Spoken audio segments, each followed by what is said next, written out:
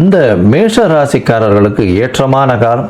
சனி பகவானுடைய மாற்றம், அதாவது வக்கர நிவர்த்தி, தொழிலில் அபிவிருத்தியை கொடுக்கக்கூடிய காலகட்டமாக அமைகிறது. மூத்த சகோதர சகோதரிகளோடு சிறு சிறு மனக்கசப்புகள் இருக்கக்கூடிய வாய்ப்புகள். குருவினுடைய வக்கரகதி 2ஆம் தேதியிலிருந்து, அதாவது கார்த்திகை மாதம் 2ஆம் தேதி 18/11/2025 பார்த்தீங்கன்னா குரு வக்கரகதி அடைகிறதன் மூலியமாக நிச்சயமாக சிறு சிறு, அதாவது உங்களுக்கு வெளிநாடு போய் படிக்கணும்னு பார்க்குறீங்கன்னா அது முடியாமல் போகும். ஆனால் படிப்பில் நல்ல ஒரு ஏற்றம் இருக்கும். தாயின் உடல் நலத்தில் சற்று பின்னடைவு இருக்கும். படிக்கக்கூடிய மாணவர்களுக்கு ஏற்றம் கொடுக்கக்கூடிய காலகட்டம். அதை தவிர புதிய வீடு மனை வாங்கக்கூடிய வாய்ப்புகளும் இந்த காலகட்டத்தில் நிச்சயமாக வரும். திருமண பாக்கியம் கைகூடும். ஏன்னா சமசப்தமத்தில் சுக்கிர பகவான் புதனும் இருக்கார், சுக்கிரனும் புதனும் இருக்கார். சுக்கிரன் வந்து ஒரு 10 நாள் இருக்கார், புதன் ஒரு 20 நாள் இருக்கார்.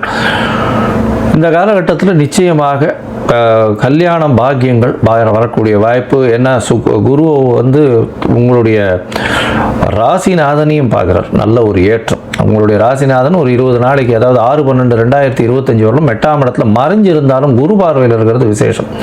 அதை தவிர பார்த்தாலேயானால் 9ஆம் இடத்துக்கு வந்து செவ்வாய் போகிறார். எப்போ அப்படின்னா 6/12/2025 குருவினுடைய வீட்டுக்கு போகிறார். ராசியின் அதிபதி 9ஆம் இடத்துல போய் இருக்கிறதுனால தந்தையின் ஒரு நல்ல இணக்கமான ஒரு நல்ல ஒரு அந்யோன்யம் இருக்கக்கூடிய வாய்ப்பு. தந்தையின் மூலியமாக பணம் வரக்கூடிய வாய்ப்புகள் நிச்சயமாக உண்டு.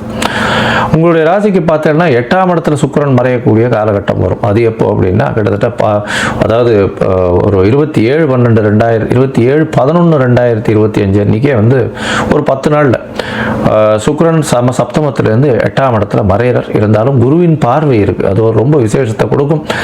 எதிர்பாலினத்தவர் மூலியமாக சிறு சிறு தொல்லைகள் வரக்கூடிய வாய்ப்புகள் உண்டு. இருந்தாலும் பண வரவிற்கு பஞ்சம் இருக்காது. கணவன் மனைவிக்குள்ள நல்ல ஒரு அந்யோன்யம் இருக்கக்கூடிய வாய்ப்புகள் நிச்சயமாக இருக்கும். இந்த காலகட்டத்தில் உங்களுக்கு சில நாட்கள் தள்ளி வைக்கிறது நல்லதுன்னு சொல்கிறோம். அந்த சில நாட்கள் சந்திராஷ்டம நாட்கள்னு சொல்கிறோம். இந்த சந்திராஷ்டம நாட்களில் பார்த்தலையானால், அதாவது 20/11/2025 22/11/2025 வரலும் உண்டான நாட்கள் சந்திராஷ்டம நாட்கள். இந்த சந்திராஷ்டம நாட்களில் புதிய முயற்சி வேண்டாம், வெளியூர் வெளிமாநில பிரயாணம் வேண்டாம். ஒருவேளை பண்ண வேண்டி இருந்ததுன்னா சந்திர பகவானுக்கு உண்டான எளிய பரிகாரத்தை பண்ணுங்க. அருகில் இருக்கக்கூடிய கோவிலில் போயிட்டு உங்களால் முடிஞ்சது ஒரு 1/2 டம்ளர் பால் அபிஷேகத்தை கொடுத்துட்டு போங்க.